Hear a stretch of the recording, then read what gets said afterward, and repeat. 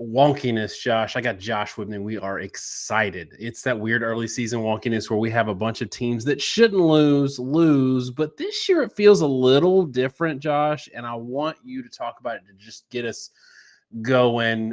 Even with this Florida-Kentucky game that we're watching right now, not a lot of points, a lot of defensive points generated really on both sides. Do you feel like maybe the defenses are catching up, and maybe that's leading to, might I even say it, parity? Parody or parody? I think it's a parody of what a lot of teams wanted to be. Yeah. I do think there's really an argument that defenses are starting to catch up in college football. We've talked for a few years now that if you're an elite team with an elite offense, you basically can't be held below 40 points, assuming you're executing at a high level. I don't think that reality is continuing anymore. I think the reality is that teams that are elite football teams are capable of holding other teams to low-scoring games. We're seeing it around college football, and I think that has a couple reasons and a couple effects. One, defenses have figured out how to cover and deal with the RPO. They kind of have taught safeties to play differently.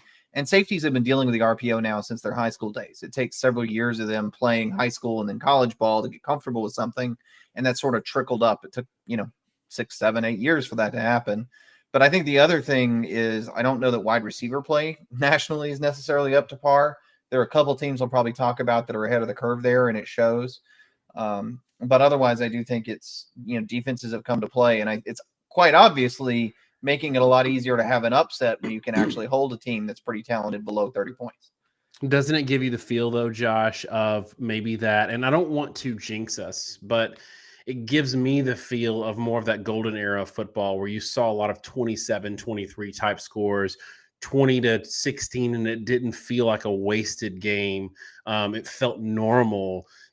We talk a lot about randomness and low scoring. It feels like these games are earned a lot more and a lot more exciting than maybe the recent era of basketball and grass. You made a good point in one of our previews last week about that and about, I think you made a soccer analogy, and maybe you can do that quickly so we don't lose too many people here by making a soccer analogy, but just why these games feel maybe a little more fun and just maybe it's defense, but maybe it's something else.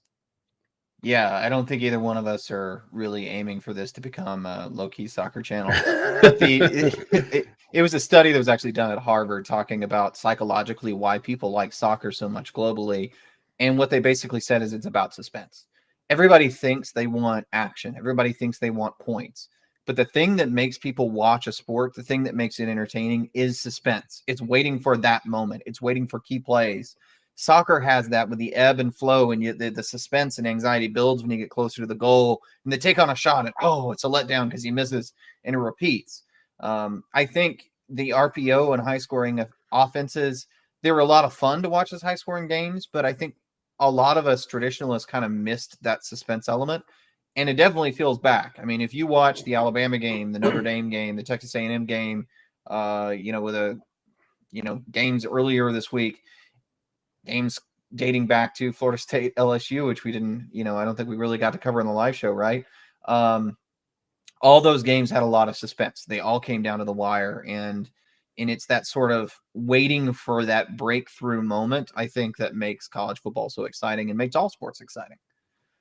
So we're going to get into some of the upsets and the near upset in Austin in a little bit, but Florida and Kentucky are going right now. I want to talk about that. And I know it's funny because A&M people on Twitter, A&M people in the chat, they're excited, I think, for you to take the victory lap, but really us, because I left A&M out of my top 10 last week and got crushed for it. Excited's a strong word. I don't think yeah, well, maybe, misery loves company.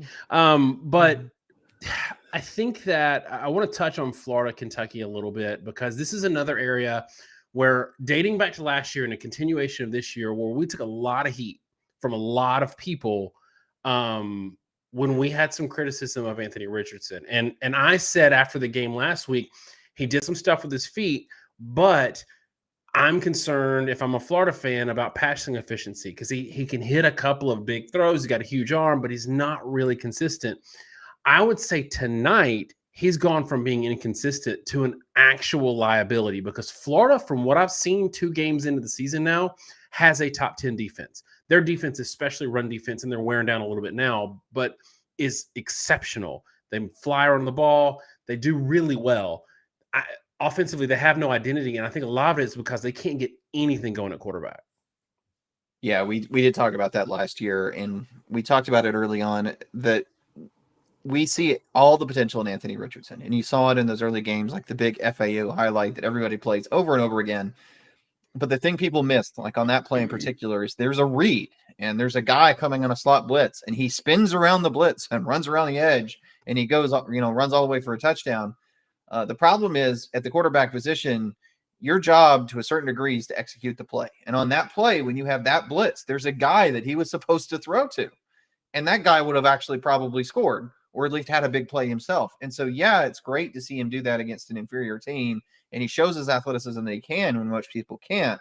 But when you play better teams, their slot corners are fast enough and big enough to bring down Richardson, and then that turns into a sack. And the inability to make those reads and coverage is why the passing game is really kind of gone to heck. Throws a pick six on what was frankly, a really horrendous read on a cloud corner.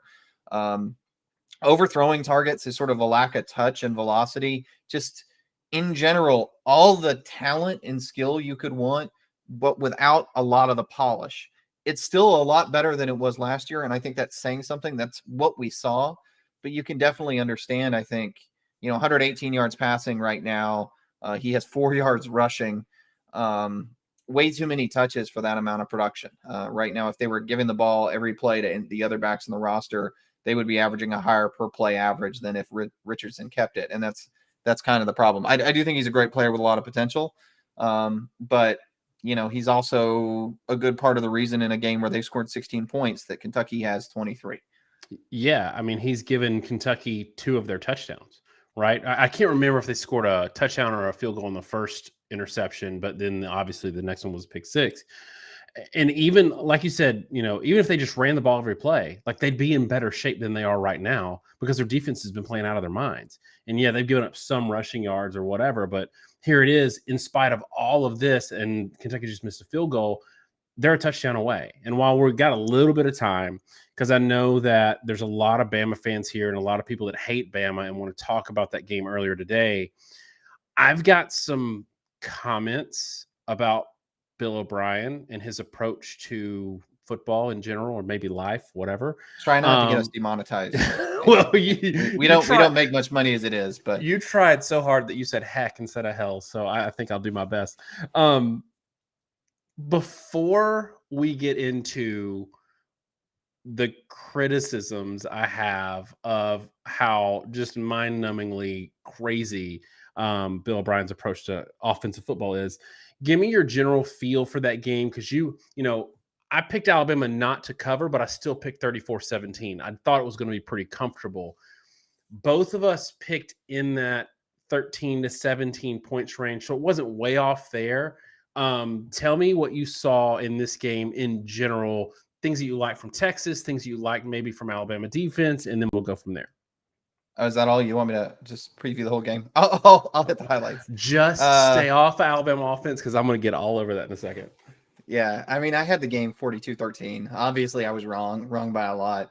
But this is one of those where I make a lot of people mad quite frequently, where I say we were kind of on top of half the game and then missing in the other. You had Texas with 17. I had them with 13. From a Texas score perspective, that's not horrible, right? I mean, they scored 16 points in the game. So the problem was the Alabama offense. And I'll hit on a couple things. One, it was obvious from the jump that Sarkisian had a really good game plan for Alabama. They did a lot of things that give Alabama issues.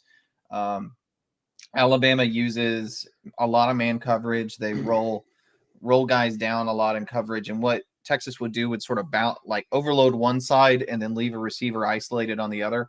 And that's why they kept getting these big shot play opportunities early on. And they were very intentional when they did it. That Kyrie Jackson is a junior college transfer that gave up some big plays, including a big touchdown in the national championship game when he was having to start due to injury. And they really picked on him early. McKinstry gave up some penalties that were really big. But it was him early that they were targeting with that, and that's when Ewers was in the ball game, and it was obvious why they had Ewers in. He can hit those big shots, and it was a good matchup. And so it was sort of like we sort of theorized. You put the guy in that can hit the shot play you need to hit when it's available, and that's exactly what they were doing. They weren't asking him to make any reads. And a couple things obviously changed. One, Ewers goes down hurt. I already tweeted about this. I'll be the one to own it, but they're doing a naked bootleg. It's red. He spins around, sees the guy, jumps in the air to throw it away over the stands, and he gets hit in midair. I kind of consider it a bang-bang play. I'm not really sure what the outside linebacker can do when they collide in midair other than land on him. Maybe he could have tried to roll off, but it's just sort of the reality of it. And to a little bit with Ewers, you've got to do a little better job protecting yourself, kick the field goal, and win the game and win the next game, right? But when that happened, two things occurred. One, Alabama changed their secondary personnel, which the commentators never picked up on. They played a different set of corners at that point, and Card came in the game. And Card was actually pretty effective for a while until he sprained his ankle. That changed the whole dynamic because at that point, Texas had really no passing game because they couldn't get any velocity with Card. Alabama knew what was going on, and Alabama on their side started to go completely into a shell. So you said you didn't want me to talk about offense. That game started hot. Remind me a lot of Alabama's game against Florida where they nearly lost, where they started hot. They were up 21-3, and then it was 3-5, 3 and outs in a row. Florida ends up losing by 2 points because they were able to come back. And maybe you want to talk about where they went ice cold and why this game ended up being so down to the wire. Yeah, for the second and third quarter, Alabama had 6 possessions, 1 first down, and 23 offensive yards. And, a lot of people will say, well, Texas, and they said this on the broadcast a lot, like Texas defense didn't make them do wide open drops. They didn't make them get delay game penalties. They didn't make them run the play clock down to 1 second every time. And this is where my biggest issue with any offensive coordinator that would do this. We were very critical of Alabama last year when we would see Bryce Young just march down the field in a 2-minute type scenario where they either went fast or it was actual 2-minute, just bam, bam, bam, like not letting him overthink. And he was just very efficient and just a surgeon, right? What did they do against Texas A&M, against Auburn, against Florida, like against LSU? These weird super checks, like multiple checks at the line of scrimmage, late motion. So like 4 seconds left on the clock and they're putting people in motion. And then Bryce Young going up and doing checks with the center with 5 seconds left on the clock. So he's going up with 5 seconds, has to make a check and is getting back and snapping the ball 1 second on the clock. This is insane to me. And this to me, when you think about like 1 first down and 6 possessions over 2 quarters of football, that's a coaching issue. That is weird because that's not something you would see. Vanderbilt beat Hawaii 63-10, right? That Hawaii team's playing Michigan tonight. They probably didn't have 6 straight possessions without a first down with only 23 yards. That means it's something weird in coaching because this is a 5-star city. So it's crazy to me that when like a non-coaching person with normal eyeballs can see this and see Alabama marching on the field when they're not overthinking it. And then what do we see for 2 quarters? This just slog of an offense. And then Josh giving the defense a signal when they're going to snap. Because when you're getting it down to 1 or 0 seconds every time, you're letting them know, hey, we're about to snap the ball. Go ahead and get you a head start. And then you got offensive linemen having to hold their position for 30 seconds, getting false starts. So Josh, to me, I want you to talk about like what in the world is Saban and O'Brien seeing to get them to stick with this? If you were Nick Saban, wouldn't you step in and say, hey, look, this is plain as day. We got 2 different offenses, one that's good, one that's terrible, and you need to fix it. Yeah. Sorry, he's just watching, trying to keep it on Kentucky.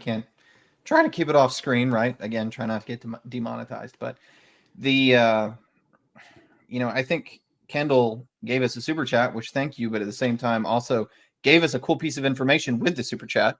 So that's kind of fun. He said he only noticed 19 plays in the game where they snapped the ball with more than 6 seconds on the clock. And that's a problem. It's insane. It's really nuts. And when you're in a really loud, hostile environment and you're on a clap count, it's hard as it is to keep the defense to know when you're snapping the ball. But when you're waiting till there's 3 seconds on the clock, they know when you clap, the ball's coming out, right? They know clap, snap. They know it's happening. They know you're not going to go on 2. So it's a huge advantage to the defense every time that happens. And I think it's kind of baffling because it's something we talked about a lot with Alabama last year that they did it. There's also a lot of stuff that's kind of weird to me that they don't seem to be running. One, I don't feel like the RPO is a thing for them anymore. And I get that the RPO has lost some effectiveness, but that zone RPO read offense thing, having that in your offense keeps the defense honest. It keeps them reading you honestly. And those are just sort of simple plays that you should be mixing in. And there's just not a lot in that offense that I feel like is particularly well designed or particularly easy for the quarterback. When we were talking back and forth about it, watching it live, the point I made was just because you have a quarterback that can do something doesn't mean that they should. And I think Bryce Young is capable of making checks at the line and he's capable of making reads. But why you ask him to do that on every play is just beyond me. You have all the rules you have in college where you can put it on the sidelines, take some of that mental load off of Bryce Young. We talked about this middle of the season last year, and it's honestly baffling that we're saying it again, and let him focus on the play that he's about to run, because there were times, to be critical of Fox's broadcast, it was really hard a lot of times to see what the routes really were. But sort of you could see on replays when they go back and look at it, he had guys on crosses and meshes and swings that were open pretty good amount of the time. They talked about the coverage was good, and that was true sometimes, but a lot of times it wasn't that perfect, or at least there were holes that could have been read, and he wasn't delivering the ball. Josh, isn't it kind of like what we saw the last 3 drives of the game where they just moved right down the field? Was there all day. It's just what they were doing pre-snap was kind of messing that flow up. Yeah, I'd agree with that. And when you talk about the last few drives, it's not like Alabama was bombing down the field, right? They didn't have separation to just blow them over the top every time. The point was there was stuff underneath for 7 to 12 yards of play on a fairly consistent basis, as there is with any talented offense against a defense. And Bryce, for whatever reason, wasn't seeing it. And so it really slowed them down and got them out of sync. One thing that I do want to say there is you have to give some credit to Texas and their coverage. I mean, I don't give a lot of credit to it. We talked about why, it's a bit of a paper tiger in our preview, but this is, in theory, college football team talent on 247 Sports. Shout out to Josh Pate. This is the number 6 talented team in the country. They are, in theory, more talented than USC. They are more talented than Oklahoma. They're more talented than Notre Dame. They're more talented than LSU. I don't know that they play up to that, but in terms of size and speed and ability to run with Alabama and jam them, they are as well equipped as anyone. And I do think that was a huge component to it, is that Alabama wasn't able to bully them. And I'll be curious from a strength and conditioning perspective, developmental perspective, certainly a technique perspective, if this is something that continues forward, because they looked way more like a team that, reflects their talent level. Now, I still think a lot of it was Alabama being off, but Texas wasn't making it easy either. So you kind of have to keep that in mind. I think Texas is a good and improved football team. I don't think they're the kind of team that's so good it can take a team full of 5-star players and make them not get a first down for 2 quarters. That to me is a different, and that's why I'm a little hesitant to be like, last year I thought I made the mistake of thinking Florida was really good because they played Alabama really close. Now I think that a lot of it is self-sabotage. And like Ohio State, I'm going to drop Alabama in my rankings. They deserve to be dropped after today because a lot of what they did is self-inflicted. But like Ohio State, they've got a loaded roster that can obviously figure it out. Alabama looked just like this against Auburn last year and then waxed Georgia the next weekend. Talk a little bit too, though, Josh, about this weirdness of the really strange number of penalties from Nick Saban teams. To me, I think this is a little unprecedented because you don't see this level of penalties and self-inflicted stuff from bad teams. Is there something there for a team that is so used to just killing people that when it's close at the half or whatever, they see a team can go maybe blow for blow with them? that they take on some sort of persona that's overly tight, that's overly mistake prone because they're trying to be too perfect. And they've been shocked a little bit because they're like, they don't play like this against Georgia because they're used to Georgia giving them a game. Is there something there because of who they are that it's actually making them kind of go on full tilt in these games against lesser competition? I mean, it's interesting. I mean, Elite the Falcon, one of the commenters pointed out that Stetson Bennett today in their game against Samford was really off. I mean, they were super sharp against Oregon, but kind of playing against air, against lesser competition. They were actually missing a lot of plays that they executed last week. Teams are up and down, and I think you can overly psychoanalyze why that is. There's a lot of reasons for it. It was 116 degrees on the field today at Texas. You could tell the field was extremely slick. Like everybody on both sides was slipping and falling down early on. And I don't know, between the heat, between kind of getting punched in the mouth from Texas offensively, being on a hostile environment, and maybe Alabama didn't handle it really well. I don't know. I mean, most of the penalties came in the first half. They kind of came in bunches. And it's really not a unique thing when you talk about Alabama's upsets. They've generally come pretty early in the year. You know, the A&M game was, I think, like the beginning of October. The Ole Miss games are the big examples people throw out, and they were around the third game of the season, as I recall. And, you know, Alabama always has a lot of roster turnover. They do this year too, and I think sometimes it isn't gelled and the guys aren't as cohesive, and maybe that culture isn't built. I don't know. But I definitely think, you know, with the Georgia example, teams that are playing with that ranking do tend to get in their own head a lot. Ohio State with the Boilermakers, right? Just had a total meltdown. It's a common thing to have one of those. Usually you have a meltdown and everybody kind of has a reality check and then they coalesce. It's a real common thing in football. But I mean, I couldn't tell you why it is. It just seems to be something that happens. Yeah, and we got to move on, but I will say this is why I'm a little skeptical of Texas being great this year, and I think people are going to overreact because I think if Alabama played a really good team today, that it got killed, or it would have forced them to change their approach and go up tempo or something.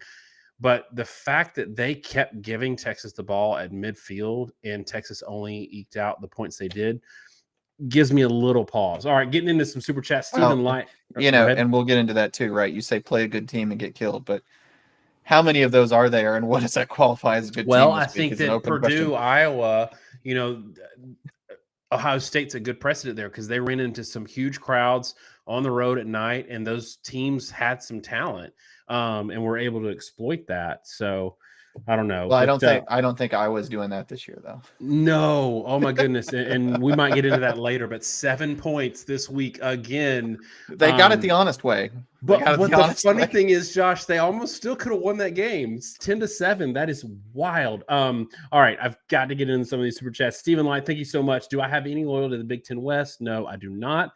Just want to sip beer and enjoy a Saturday full of Nebraska, Iowa, and Wisconsin. Nebraska might lose to, is it Georgia Southern, not Georgia State? And thanks in advance for the fine Saturday night content. Thank you, Stephen. He shows up every single week. Another one from Zex, I think that's how you pronounce it. UGA fans excited they beat a 6-6 Oregon team and now think they are the best. Smiley face emoji, so the podcast knows exactly what we're dealing with. And this is something that we dealt with. I don't know. This sounds maybe like he or she might be a Ohio State fan.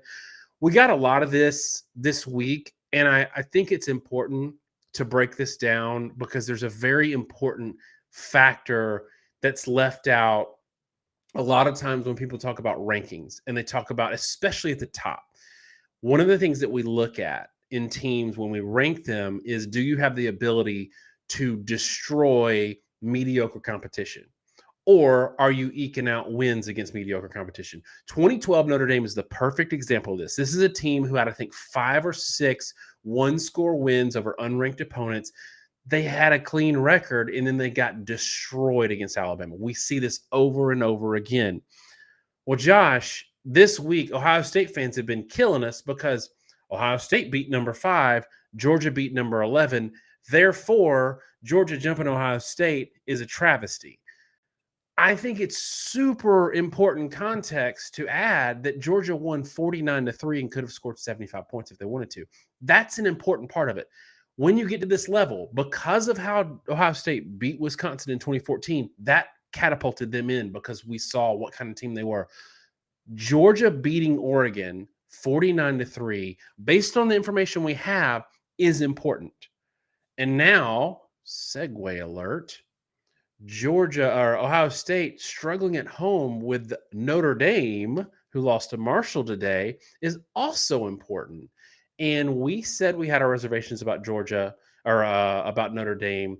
Tell me what in the world happened today against a pretty good Marshall team. Yeah. I mean, there's not a whole lot to say other than that offense ain't good, y'all. that Notre Dame offense ain't good, and Buckner was not effective, and he had a lot of bad plays. He has some athleticism, but it's not high level athleticism. He made bad decisions. He made some bad throws, but I'm going to give you a little bit of a peek behind the curtain. Like, we were doing previews and picking out teams. We were kind of running out of time, but we were talking about a few teams to do one of the weeks. And one of the ones on the list was Notre Dame. And I picked up the magazine and I looked at Notre Dame and I was researching it. And I picked up another one, went online and reading my research. And, I tried to spend quite a bit of time in the off season because you kind of have to get up to speed. And the conclusion that I reached after doing all this was, and Daniel can back it up, I'm not sure that I have a lot of positive things to say about Notre Dame because everything I see tells me that they were gonna take a pretty good step back. And it's like, I don't know that people want to hear me just badmouth them in a preview video because people would have been furious with me and ripping me apart on websites and boards, even if I was right. And Josh, again, I probably would have done it if we had more time, but I mean, it's true. The roster's just not great. They lose their star running back. They lose a quarterback that I don't think was fantastic, but he was still better than anybody have this year. And the defense is pretty good. But it's not so great that they can win a game like this. So I don't really know what else to say.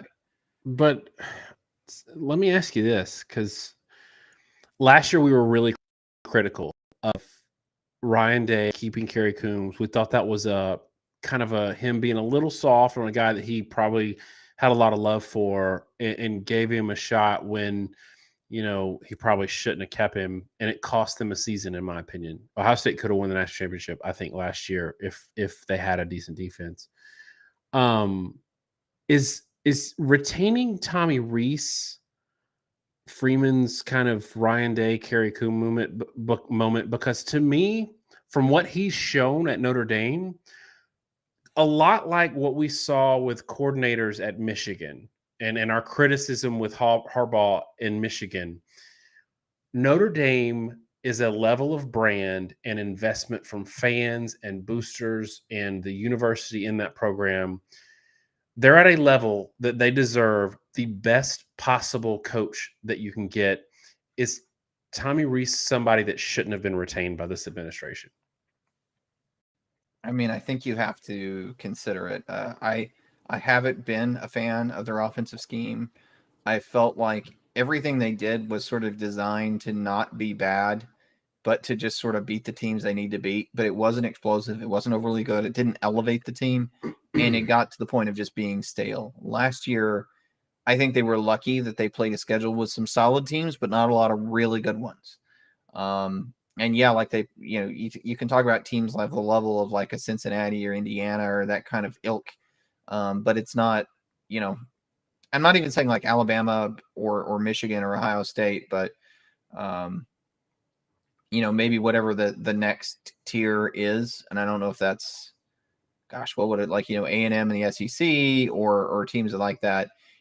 They kind of managed to dodge teams that had enough of an offensive presence to really exploit the fact that their offense was pretty limited, or at least exploit it on a large scale. And I feel like they're still there. Like, I don't really feel like there's a lot of creativity. I feel like they're trying to run a very conservative pro style offense. It's a lot of what Brian Kelly seems to want to do. And I know they beat up on Southern, I think, today. Pretty good, but we saw what that was like against FSU. It seemed like a lot of the same things, and it wasn't effective. So, there is this question, right, or this point that's been made about why did all the assistant coaches stay with Freeman and not go with Kelly? And now it's kind of funny that question almost turns itself around and says, well, maybe there's a reason that Kelly didn't want them to go with him. I don't know that that's true, but he certainly had a much larger checkbook at LSU to hire people that he wanted to hire. Not to say Notre Dame is cheap by any means, but I think LSU completely opened up the pocketbook. So there's a lot of open questions, I think, with Freeman in that situation. All right, we're going to circle back to some other games today. Got to get into some super chats, though. Bryce Young may have the worst supporting cast, including offensive coordinator, of any Bama QB in recent history. Thank you for the super chat, Chris. Look, I think that in some cases that's true because he doesn't have 4 first-round draft picks at wide receiver and 3 first-round offensive linemen. But I also think that, and this ties into another super chat that I think NFC gave us asking, is this Alabama team fatally flawed? Josh, tell me if you agree with this. I think his supporting cast is pretty good. And I think the offensive line actually is way better than it was last year. He's got a lot more depth at running back, and I think the wide receivers are better than they're getting credit for. I think they were open today. They just couldn't catch. I honestly think, and this speaks to the other question, I think this is correctable, but it's at the coordinator level, and he seems kind of stubborn. And now that he didn't correct it in the offseason, it's going to be hard to do it in the middle of the year, but it is possible. Yeah. Yeah, I think that's probably fair. The reality for Alabama's offensive cast is that they are quite talented.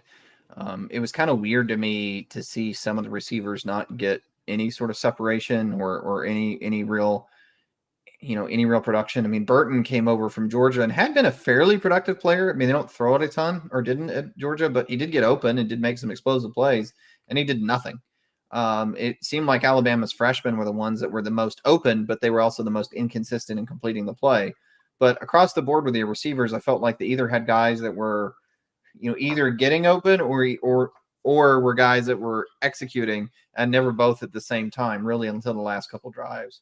But I am with you that the offensive line, I think, is better than it was last year. I think the running backs are better than they were last year. Remember, at the second half of the season, they had one healthy tailback, and that was Robinson, who was at times himself hurt. They're a lot deeper and healthier. So I do think the supporting cast is better. It is week 2. And guys, we talk about this happens every year, I think, right? And it's sort of the theme of the week is, does everybody suck? The reality is there is always a week between weeks 1 and week 3 where we ask this question. I swear it happens every single year where we all say everybody's terrible. These teams are all pretenders. Nobody's any good.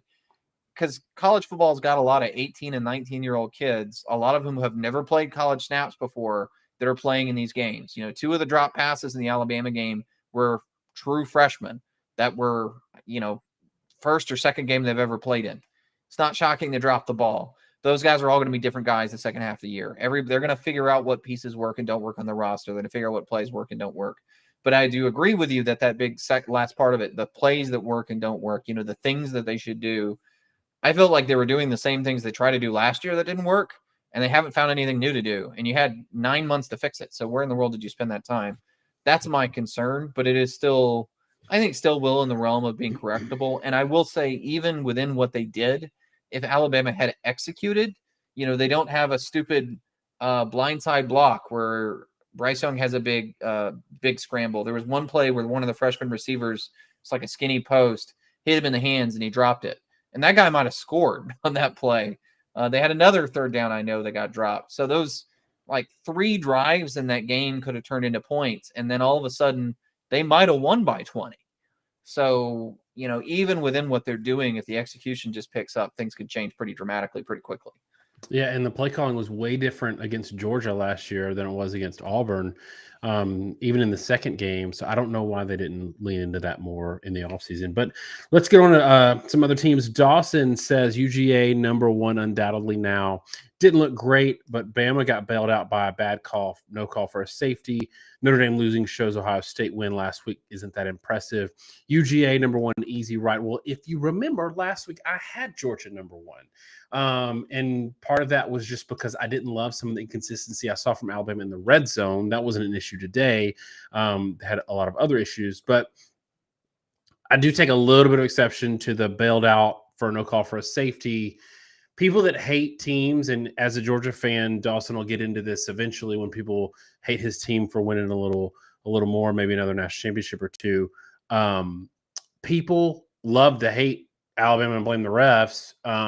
But even Klatt, who's paid to ride for the brand, pointed out right before that play, there was a massive pass interference that didn't get called that would have made that play never happen. And then they called the thing correctly.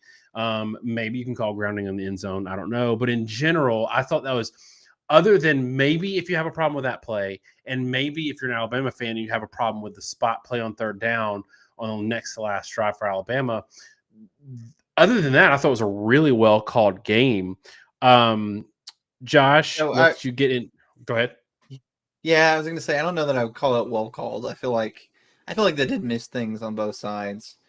That was one of the interesting ones, right, where holding basically never got called the whole game. They tried to let him play. But the idea you saw all over Twitter, right, that Alabama was cheating, which is kind of strange because it's a Big 12 crew. But that play in particular, the end zone kind of, and this is my OCD in me coming out on stuff like that where I see it trending. That play ended up being called the way it should have been called. Bryce Young's hand was down. It was front of the wrist like that. That's not down in college football. And he threw the ball. He was throwing to his running back. It hit Overshown in the helmet and bounced, which means they're not going to call grounding because he's throwing in the direction of a receiver, and that's all you have to do. And it doesn't matter if it doesn't cross the line because it's tipped. So, the original call that they had that was roughing the passer was horrible. The targeting, roughing the passer, the guy barely touched him. But when they made the correction that was like a double correction, right? They corrected it in a way that you're not really supposed to be able to take the targeting and the roughing off. But they said, well, we never really meant to call roughing. Fine. The end result is they called it an incomplete pass, which was the right call. 100%. He wasn't down. There've been a lot of stuff trying to talk about like his shin. I see like the back of his leg on one side was down, or wrist, whatever. No, he wasn't down. And he threw the ball. It was an incomplete pass. And then they had to punt, from their own end zone. That was the way it should have been. So of all the things to complain about in that game, like there was a face mask later that you could complain about that might have made a difference. But that call in particular was actually called in Bama's favor and then overturned to what it should have been to start with. So right. I don't know, that whole narrative to me is kind of wild. It's an example of people trying to make up an excuse or trying to read into a situation. And that particular example is kind of, in my view, like the worst one you could use. Since we're on Alabama a little bit, we keep coming back to Alabama. It's always Alabama because either half of our chat hates Alabama and the other half is Alabama fans. Aaron Parsons says, just like Ohio State, everyone's going to throw the kitchen sink at Bama. I give Bama credit for going on the road and finding a way to win. Go Bucks. Like, I think that's part of it. Like, at the end of the day, and you say this a lot, like the result matters. Wins matter. In my mind, the fact that Alabama had so much self-imposed issues, so many self-imposed issues, makes me, I'm going to ding them in my top 10 until they sort those out. But yes, a win is a win is a win. But Josh, isn't it, even though Alabama might have gotten Texas's best shot, isn't it, in your mind, are you going to ding them in your top 10 because a lot of it had really nothing to do with Texas? Yeah. And this is sort of where you get into the philosophy of ranking at this point in the season, where we talk about, our philosophy in doing top 10s is generally, I look at what you did against your schedule. I look at what somebody else did against theirs. And I sort of play on mind, okay, if you flipped, how would you do? Would you have done worse or better with their schedule? Would you have done worse or better with the other one? And this was a bad game, so it's a ding. But it's also one where I feel like they played their like C game, right? Or maybe C- game. And so if you want to do it based off where you think they'll end up, I'm not sure how much weight I want to give that part of it. I definitely going to ding them for it, but it's sort of a weird dance you do in your head, right? You can't do just who has the best win, because that kind of leads you to a crazy place. at this point in the season. Somebody that opens with a G5 is going to be ranked in, maybe they beat them 60-0, but they're going to be ranked behind somebody else that beat Arkansas 30-29, right? Like it doesn't quite work that way. So you do have to have some element of projection to it, I think. Well, and best win, like last week, best win was Notre Dame's, Ohio State's win over Notre Dame. And we said, guys, pause on Notre Dame. People kept saying, you can't drop Ohio State for beating the 5th best team in the country or the number 5 team in the country. Right now, best win means nothing. And this speaks to my philosophy about top 10, and I'm not ready to do it, so this is not a segue. I can drop Bama to 4th, 5th, 7th, 11th, and I reserve the right to move them all the way back up if I want to, based on how they played later on. The problem with polls right now is they're doing the pollsters, especially the AP, want to do what you're saying they shouldn't do. And you're right, is that a big win may or may not be a big win in a few weeks. So let's not try to frame our top 25 on backing it into our original preseason polls. Right. And that's the problem, is when you start relying on your preseason poll, because if you're just saying, well, I have the better win, it's usually the better win because that team is higher ranked, and was higher ranked based off what you thought in the preseason, which may have been totally wrong. There are a couple of points there, right? I did not have Notre Dame in my top 10 to start the year. I did not have Notre Dame in my top 10. There was a reason for that. I didn't think they were going to be particularly good. And we did a Michigan preview, and I talked extensively about how, in my mind, when I looked at the rosters, just looked at how they did last year, it was nuts to me, that they had Notre Dame ranked ahead of Michigan. It made zero sense, other than people just expecting Harbaugh. Michigan should have been the higher ranked team. Boom, and roasted. So, yeah, so the fact that I do think Ohio State beat a relatively good team. I don't think they're as bad as losing to Marshall on a normal day. But I also never felt like they were a top 10 team. And any argument based on that was assuming preseason polls, which means you were using them. But you have to make those adjustments on the fly. And I dropped A&M out of my top 10 last week because I watched them in their opener and I went, oh my Lord, I thought Haynes King had some really serious problems, and I wasn't wrong. But because of that also frames the upset this week with App State. Like, I'm not so shocked. In my world, in my ranking, that wasn't a top 10 upset because I didn't think A&M ever should have been top 10. It was only a top 10 upset because people had them a lot higher than they really should have been. So, if you're really fluid with your rankings, then you also have to be aware of the fact that maybe teams aren't, like, the whole picture can be different than you think it is. And you really shouldn't just place this week's ranking off who they were last week and where the ranking was last week. And that creates the situation, right, where the AP ranking just sort of self-perpetuates, and teams at the top are necessarily going to be stuck at the top. And if they rank every SEC team high to start the year, the SEC is going to stay high. And I'll be honest right now, just for everybody listening, right, I don't think the SEC is particularly good right now. No. I do think they have a couple teams that are pretty good, and they have the potential to have a couple teams that are a lot better than others, but they're not overly good right now. This is a down year for the SEC. And I think this may be a good year for the Big 12 and maybe USC that I thought looked good today. So, yeah. You talk about fluidity there. You could have had a fluid segue into App State and Texas A&M. I'm going to make a hard cut into App State, Texas A&M, because we got to talk about it, Josh. This was look. We've said two things, and I think that they both could have been true. Ended up one of them wasn't. We've had issues for years with Texas A&M's approach offensively. After last week, we were so concerned that we both moved them out of our top 10. And we made multiple tweets and multiple comments about how, like, you can eke out 31 points against Sam Houston State, but those were ugly 31 points against lesser competition. And so we took so much heat on this. And somebody earlier said we love to take a victory lap. And it's because we take it. Here's the thing. This is why we take a lot of victory laps, is because we put our neck out and we're not always positive, which means we take a little more heat than maybe some others do. But Josh, I don't think that, like, even though we said that this probably A&M probably does cover and it could have been a trap bet, I don't think we were wrong in being really concerned about this A&M offense. And I don't think, unlike Alabama, which if they decide to call it a little better, I feel like they've got some personnel issues.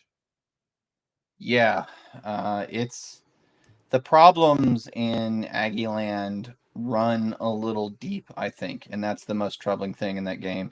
I think they were averaging 10 plays a quarter due to a variety of circumstances. I give credit to the Appalachian State coaching staff for playing that smart, which is run the ball and bleed as much clock every play of the game. And then if you can do ball control, which they did, you give very, very limited possessions, which meant that A&M wasn't able to sort of ever get any momentum in the game. And if you didn't watch it, I mean, people know they got upset and know they didn't play well. It was 17-14, and 7 of those 14 points was a kick return. A&M could not move the ball, like, at all. Haynes King had 97 yards passing in the game. A&M had 89 yards rushing. Yes, that is less than 200 total yards in the game.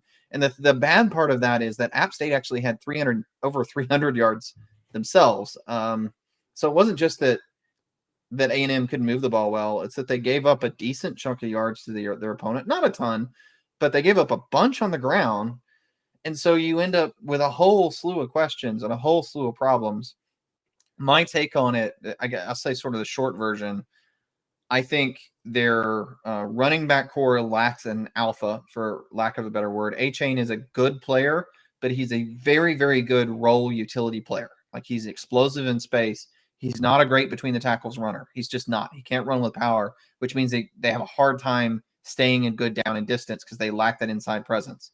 I always say a power run game is the way that good teams consistently beat bad teams. If you can't run the ball successfully at a high clip, that's how you get upset in a football game. And then Haynes King, I did the most cringeworthy YouTube short ever because I was trying to figure out how it works. And supposedly I'm a tech guy, but I was bad at it. I guess I'm showing my old millennialness. The Haynes King showed a lot of the same tendencies you saw before. He has trouble where he just sort of locks onto his reads and doesn't see anything else. He's got a slow release, and it just, honestly, it looks like the guy's just not processing. And so he's kind of erratic or inaccurate as a thrower. You combine it with that and the fact that while he's very fast, I think he's not a natural runner, meaning he goes down easily on contact. He doesn't cut well. He gets tackled awkwardly a lot. And the whole thing collapses offensively. And combine that with a defense that has a lot of young pieces in it that didn't hold up well against the run, against an offense that I think is solid but not that good, was missing its leading rusher. There are a lot of reasons to be very genuinely concerned about A&M, because these weren't just basic scheme pieces. There were a lot of personnel that weren't executing. Their offensive tackle play was really poor. These aren't things you're going to solve overnight. And this was a loss to a team that was out physicaled them and was a team that is a lot less physical than several other teams are going to play the rest of the year. Yeah. I mean, that's the issue for me, is A&M has a pretty brutal schedule. And look, I see Haynes King play, and there's flashes there. He's physically talented. He has a long windup, but he's got a cannon for an arm. He is mobile. He's not a natural gifted runner, but he's mobile. It's like all the pieces are there, but seeing him struggle, like, I can't believe that he won the starting job. That, their spring game is one that was reflective of, informing on really reasons to have concern, right? And when we both, I think you mentioned it in one of our previews, that you saw some stuff there that was really concerning, and it was. But in general, I think that this is a situation where they've got issues that I don't think are correctable midstream in the season. And I wonder if how much of this is because of Jimbo. And unlike Bill O'Brien, who can be fired in Tuscaloosa, Jimbo can't fire himself unless he just gives up the reins. And I don't know that he ever will. Josh, one more quick point on A&M. What's really disappointing to me, and I'll let you reflect on this for just a minute. You mentioned that App State had 300 yards or whatever. I mean, I don't think that the points they gave up to App State were in any way shameful. I think they should have given up those points and still won by 3 touchdowns. Yeah. I mean, App State's a bad defense. They're a bad defense. UNC ripped them to shreds last week. And, this is a complaint that we've had for several years now, really since he got to A&M. Fisher stubbornly seems to insist on this idea that you can run a more traditional pro-style offense and put up a lot of points in college football today. And, college football's kind of evolved. People have found tricks and ways to get past that. And his offense seems so complicated and so difficult for quarterbacks that I'm really, since Jameis Winston at FSU, I haven't seen anyone successfully run it at a high level. And at some point, that's a scheme problem. And when it's like 7 years, that's definitely a scheme problem. But particularly when you got a quarterback like King that just doesn't seem to be able to make reads at a high level, adjust your offense. Stop asking him to do it. Find easier things to do. I think they're probably going to take a very hard look at the freshman or at Max Johnson. I don't think they have a choice. I mean, it seems like I'm drawing a blank right now. Wiedemeyer, is that the guy's name? No, that was the tight end last year. Tight end, yeah. It starts with a W. But anyway, a lot of people think he's the future there at quarterback. But even I feel like Max Johnson, who just plays sandlot football a lot, and I'll say in the spring, he looked even more lost than King did running that offense. I mean, he looked totally underwater. At least you could get him to go out there and run sandlot plays, and he'll do something against an App State. But that takes a little bit of an ego check on Fisher's part to admit, hey, my scheme's not really working. I just need to let my guys go play ball. The same way Auburn did last year. Their offense was putrid, and they just kind of let Bo Nix go be Bo Nix and accept that he makes, questionable decisions and doesn't read read defenses very well, et cetera, and just kind of let him play sandlot football, and they managed to beat Ole Miss doing that. Did it make him the best team? No, but it meant they kind of sort of could score points some, and they had a really good defense, so it was enough. They could follow that script if they want to. I don't think Jimbo Fisher's, frankly, I question whether Jimbo Fisher has the, wherewithal to do it. All right, so we've got to run through some super chats. They are piling up, and we just absolutely love that you guys do this for us. It's a huge thing. It's a big way to say thanks, and we appreciate it. It is not something that is expected, but we absolutely do thank you for it. Shane O'Connor says, have y'all considered a paid modeling intro video? I'm not sure what that means.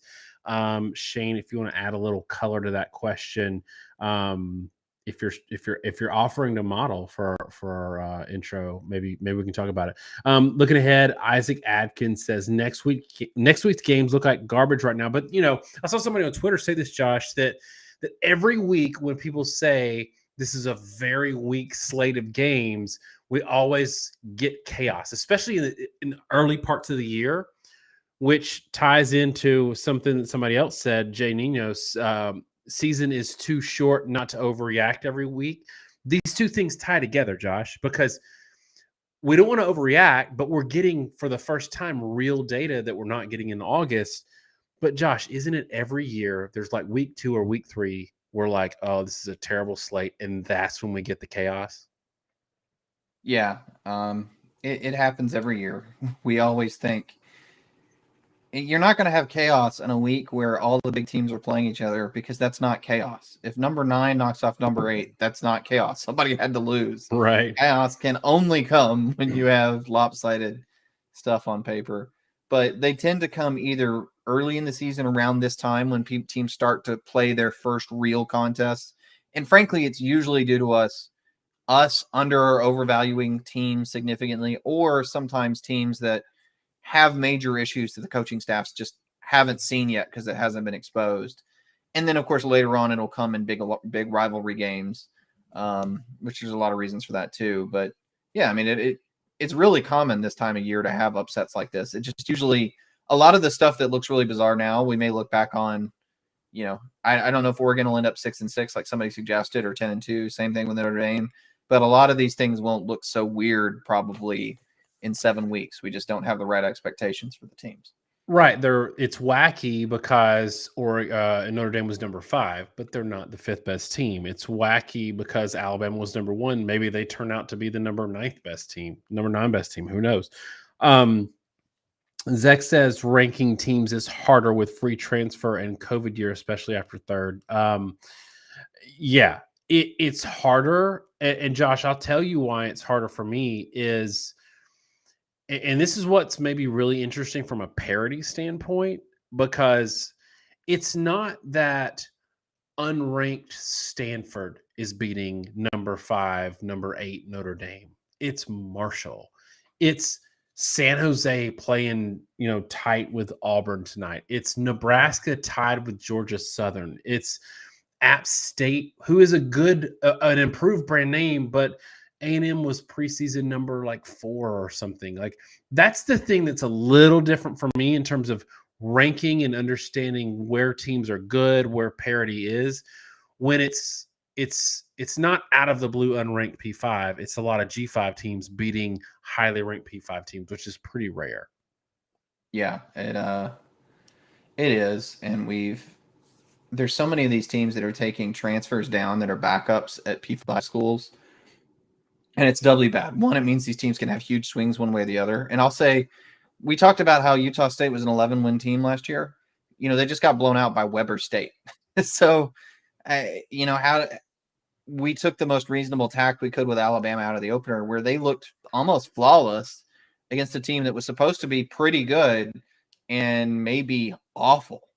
Yeah. How do you predict that? And people, it's easy for people to say, I told you so. But if you're trying to be rational about it, the only thing we had to go by was that they were pretty good last year, because I have no idea how good the new players are or are not going to be. And Josh, you're not going to ding a good team for beating someone 55-0 just because they're bad, right? There's nothing bad you can glean from that.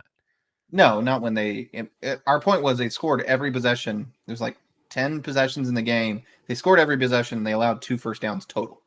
There was no way to take anything bad. That's why the only reason I didn't move Georgia above them, I had nothing to ding Alabama for last week. And then somebody, I don't know if I'm going to be able to give credit for it, but somebody noted in the chat, Marshall had 24 transfers or thereabouts. And I don't remember the exact number. That sounds about right. That was holy Sal. But how do you evaluate that? Especially, again, when those guys, a lot of them were P5 transfers, but P5 transfers that didn't even really play at the school they came from. So nobody, even though they were a P5 player, nobody knew if they were any good or if they were somebody that was a total bust. So I think every year going forward, as long as we have this instant transfer world, your first 3 weeks are going to be really chaotic. I don't think there's any way around it. At the P5 level and at the G5 level, teams are going to shift really dramatically. So that just kind of is what it is.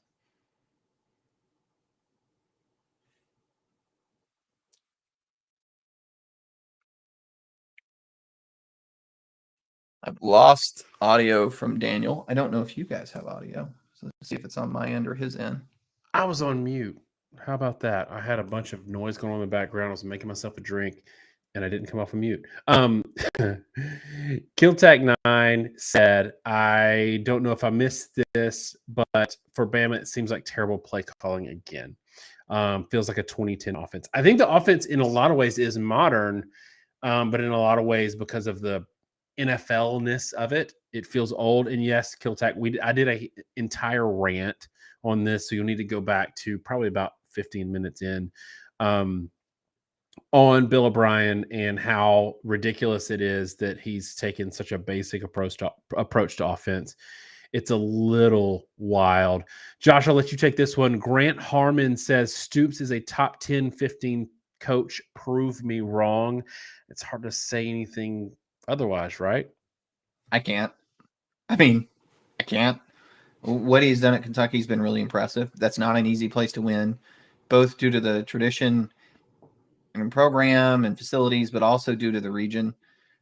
I'm going to hold you back from that tangent there, right? We can have this whole discussion on this idea of playoff expansion is magically going to create recruiting parity, Recruiting is driven more by money and alumni and support, which creates facilities and better coaches and better nutrition centers and better weight rooms, better TV exposure.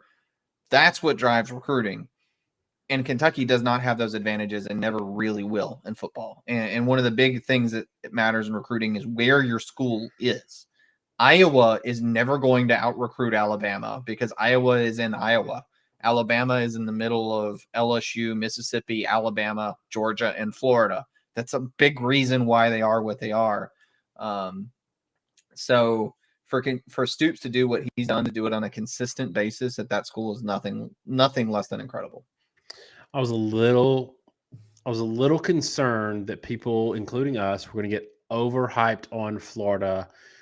But we did say, even as Florida was winning the game and won the game last week, that Florida-Utah was a game of two top 15 to 20-ish teams who everybody was going to overreact too much negative on the loser and too much positive on the winner. Looks like BYU is a 3-point favorite over Baylor, and it looks like they might win this one 3-0. It's 3-0 in the first quarter. All right, Josh. Jermaine Jones says Oregon was higher than Notre Dame on Bud Elliott's last blue chip ratio. The talent in the roster contributes to the rankings. Go Dogs. And you've had a lot to say about this. And in some ways it does matter, right? Like people say, well, why are you assuming Alabama's elite? Which is a little ridiculous. Like how many national championships and Nick Saban-ness do we need to see before we assume that they're a decent team? But you've pointed this out. You pointed it out at Texas. I'll let you talk about it for a minute. Yeah, I mean, recruiting talent is a paper thing. And sometimes it's real and sometimes it's not. And sometimes guys don't pan out.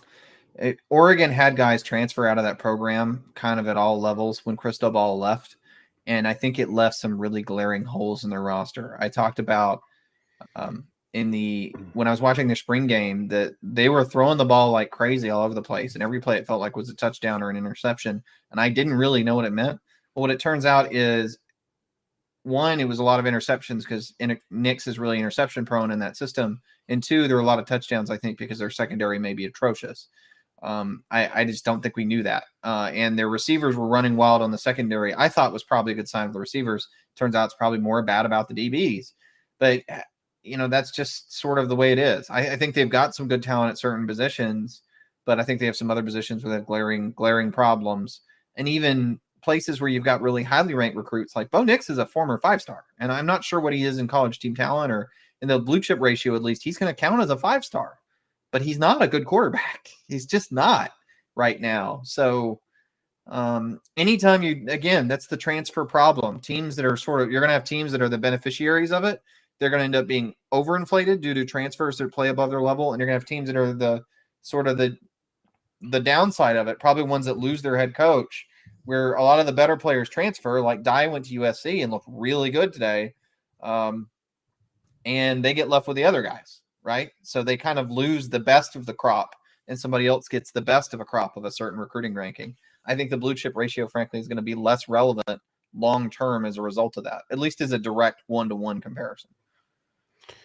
It's the thing that we've talked about all day, right? Is that blue chip ratio is a little weird in the era of transfers where you're not like, if you take a guy in that's a 5-star talent that stays in your program but doesn't start until year 3 or 4, he might be really good.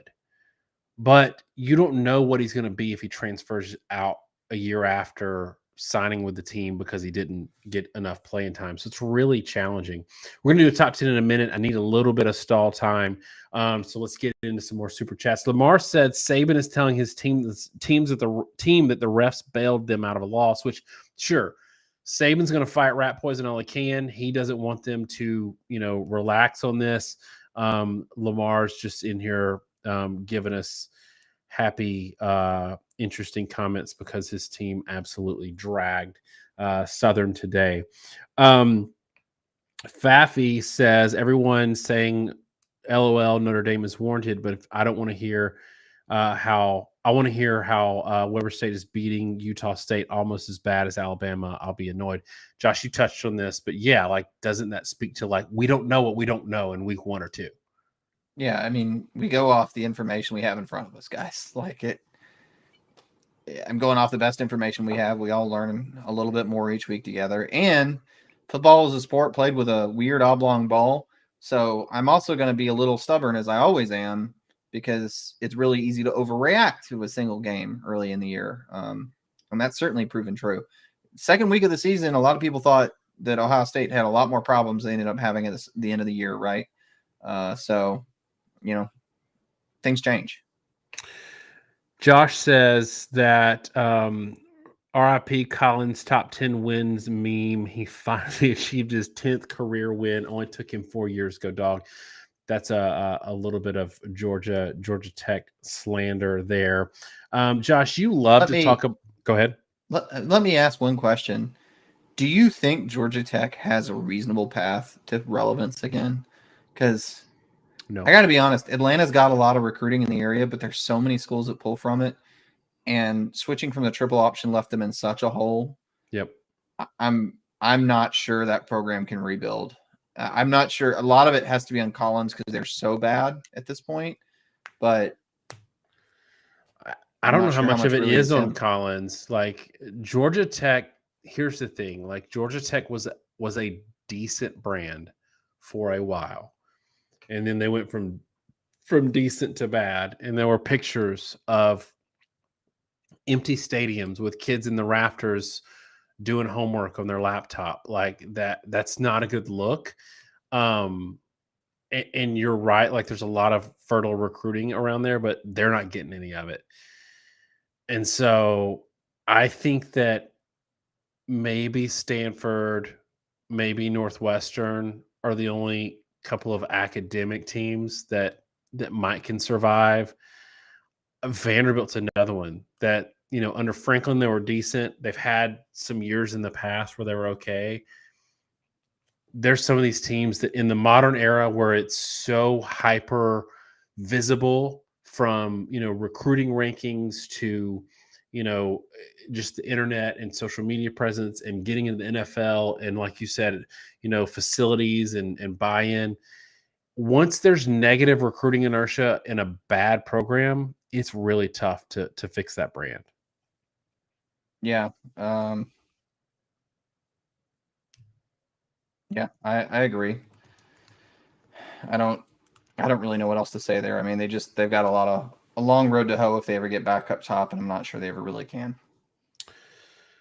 Larry's getting at us, said, I thought it was funny last week you talked trash on Penn State's roster when they have better classes than Michigan and are closer to Ohio State in talent. Today, Singleton and Mr. Drew Aller went off. Your Notre Dame is top 10 flop too. We were very hesitant to put Notre Dame in the top 10. We didn't have them in our first top 10. We gave them a little credit as a proxy to giving credit to Ohio State because we think Ohio State is really good. And so putting Notre Dame in the top 10 is more out of respect to Ohio State. But we spent the whole week talking about how Notre Dame probably isn't a great team and got killed for it. But Larry, a lot of that recruiting talent, roster talent is a little bit of, Josh just went through it. It's a little bit of a mirage because that's on paper. I think Penn State is a decent team with a fairly mediocre quarterback. And Josh, tell me if you agree with this. I think, I saw the backup come in. I saw Aller come in and look just like last week when he was spelling an injury situation. He looked great. Like, I know he didn't have a lot of playing time, but he looked great. I think there is a hard ceiling at like 9-3 with Clifford at quarterback. I think that there's a floor of maybe 7-5 with Aller at quarterback, but there's maybe an 11-win season with him at quarterback. What do you think? I agree. I do think the surrounding roster is still not that great at Penn State, frankly, just in reality. The step down from where they're at with Dotson to Washington, for example, people said, well, Washington will be the next guy. He's not Dotson. He's just not. He's not. And he's good, but he's not that level. And that's the level you need to be at to go 11 wins, right? So you're more flirting with the 9 to 10 win world, which is tough in the Big Ten. 9 to 10 wins is hard to do. You've got to be a pretty good team to do that. So yeah, I do agree with you. I think Penn State is a pretty good team with a really hard limit set by the quarterback right now. But I will say you could probably say that about 30 teams in college football this year.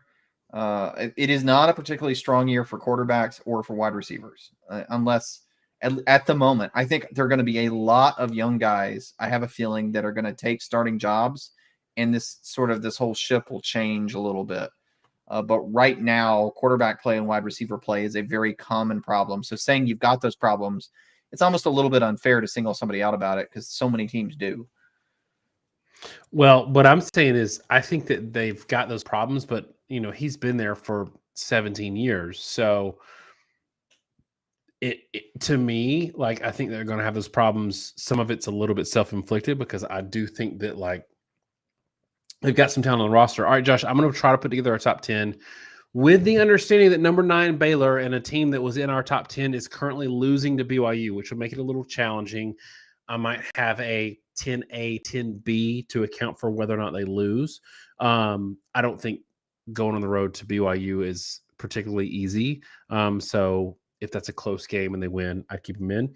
While I do that, Shane added a little color to his model question. He did not mean that we needed to get a Sports Illustrated swimsuit model to do our open. He meant give us a little more info about model scoring. So maybe touch on that super chat while I finish my top 10. Well, I already had it booked, but I'll cancel. Sorry. Yeah, I worked really hard to get that number, Daniel, but just throw away the contact. Just throw away the contact. Okay, I'll do it. So yeah, the top 10 is interesting. I'll say I've got mine. I think I have mine set, Daniel. You've probably seen me playing with it. I am not comfortable with where it is. And let me say that whenever you see mine or you see Daniel's, you're probably going to hate a lot of stuff about it. But if you look at the college football rankings from about 10 to 25, especially today with a lot of teams losing, it is an absolute mess. I have no idea where to put a lot of these teams, and we probably won't for weeks, which is interesting. So the better conversation is going to be the top 4 or 5, I think. And then when you get to the last like 5, 6, 7, 8, 9, 10, if you want to say that they're wrong, same as I said last week, I have no problem with it. And that's not me. Look, guys, I'm not the biggest fan of hedging. I take pretty hard positions, and I do that because I try to own it. But in this case, I'm taking that position because I'm saying I don't think that there's really any separation. And I know Josh Pate has made this point a lot on his show. I think he said, was it the difference between number 8 and number 24 in their power ratings was 3.8 points. And it's the same way here. I think number 7 could lose to number 23 on any given day at a pretty high clip. We talk about this being a chalk-heavy sport, and it often is, and we talk about that a lot in terms of the playoff conversation and why expanding the playoffs isn't likely to create the number of upsets that people have in mind with like March Madness. But this year does seem like it's not as chalk-heavy or as tiered right now. Again, I think that's going to change. I think you're going to see some things change. We'll talk about that as we go through the top 10. Some teams figure things out, and there's going to be more and more separation as talent develops over the course of the season, and the teams that have all that talent figure out how to use it better. They're going to be able to pull away from, because there's a trick, right? The Alabamas and the Ohio States, their guys usually only stay for 3 years if they're really good. And Marshall's is playing right now with 5- and 6-year players, right? Not even 5th-year seniors, but 6-year seniors. And so those teams come into the season a lot higher than they normally would compared to others. But you're going to see Alabama and Ohio State and those teams just climb higher and higher and higher. And A&M's in the same boat. A&M's probably not going to lose that game week 10. Probably not going to lose that game more than 1 out of 10 times by week 10 because they have so much young talent. But right now it's all pretty even. So there, Daniel, was that enough stalling for you? Can we go forward? Or that wasn't enough, but I still want to answer the super chat on where our model comes from, where we get our data, things like that. And there's some of it we did a video on, but some of it we don't really kind of disclose because it's proprietary. So maybe 30 seconds, and then we can. Okay. Well, I thought you were serious about the model thing. I'm again disappointed. No, I mean, there was legitimately a super chat asking about a model, and they said a model for our intro, and I didn't know they were talking about our actual model. So go ahead. Yeah. So to be more serious, and I always appreciate the super chats. It's nice to know that people enjoy what we do. This is not our day job. We make some money off this, which is great to make it sort of worth our time, but this is a labor of love for us. It's a little exhausting, frankly, in the weekends, but it's fun. Yeah, we have a model video actually on YouTube if you search. Back when our name was a little different, but you can find it on our channel. It's like how the model that beats Vegas works or something. I think we titled it. I will say that as we often say when we intro the model, the basic idea of it is that we're taking team stats and game stats, and you kind of take a team stats and you run it for that team and what all they've done in their season, and then you create sort of intermediary statistics is the way we do it. So I talk about like percentage of opponent averages allowed, right? If your opponents are averaging 5.4 yards per carry and you give up 6, or let's say you give up 6 and they average 6 and you give up 5.4 because the math's easier, you're allowing 90% of averages. So that's the sort of stuff we generate. And then based on that, you want to create your model to say, okay, I've got all these intermediary statistics. How do I plug that together to sort of get an idea with these two teams, how they face off, right? And we've got particular ways we take those stats, compare them against each other to project out what a game would look like. And then once you have an idea of what the game is going to look like, then you need some other modeling element or model that takes those elements and projects a score onto it. Our system on that end sort of takes a more machine learning approach where we're looking at how the team functioned in prior games and then sort of building a scoring model. Like our scoring model actually ends up being unique for each team. And then it takes the projections for each team and plugs that in to sort of guess where they're going to be. There's no such thing as a perfect model. And the biggest thing I'm going to say is you need to understand what your model is and how it does and how it works. So you know when it's giving you something that's maybe meaningful and something when it's garbage, because maybe a game is a weird outlier that sort of messes with the way your model works. But at the end of the day, we use it as a baseline, right? We always try to come from a place of objectivity and being able to say, hey, it's reasonable to say X team is 20 points better than Y team. And that's how a model works. And then the exact math behind it, if I get too much more detail, I kind of give away all my secret sauce. So I'll probably keep that to the vest. But yeah. And again, it's interesting because, Pate has his own model. I don't know how it works at all. But this year in particular, it's 3.5 points between different teams. I will say we don't do power ratings because the way our model functions, it's a projection on the teams based on matchups. So it's not an absolute strength versus, power rating 32 versus power rating 29. It's entirely matchup based. So it actually can do team A beats team B, team B, C, team C beats team A. It will do that, which doesn't really work from a power rating because you can't really get a numerical number out of that. All right, so we've kept all the real football nerds through that. We only lost 9 people in the last 10 minutes. So I think we got a lot of people. I like it. No, I think we got a lot of people that are really interested in our model, but they don't get it for another 2 weeks because we wait until we have actual data. So 4 weeks into the season or week 4, we let it loose. All right, I'm going to do my top 10. Number 1 is Georgia. I think that's pretty clear at this point, although they didn't absolutely kill it against Samford today.